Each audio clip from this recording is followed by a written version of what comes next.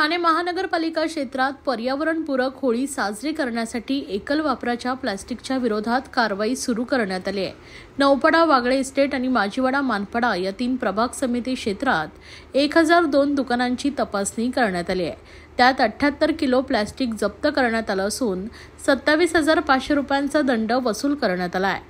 पर्यावरणपूरक होळी साजरी करताना एकल वापराच्या प्लास्टिकचा वापर रोखण्यासाठी महापालिकेने प्रभाग समिती निहाय कारवाई सुरू केली आहे। घनकचरा व्यवस्थापन विभाग व प्रभाग समितीतील कर्मचारी यांच्या समन्वयाने ही कारवाई सुरू असून इतर प्रभाग समिती क्षेत्रातही कारवाई केली जात असल्याचं प्रदूषण नियंत्रण अधिकारी मनीषा प्रधान यांनी सांगितलंय।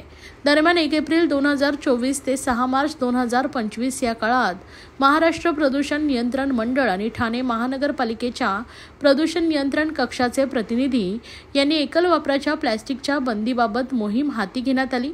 त्यात एकूण 4180 आस्थापनांना भेट दिली आहे। त्यातून 2139 किलो प्लास्टिक जप्त करण्यात आलाय, तर दंडापोटी 13,56,600 रुपये वसूल करण्यात आले आहेत।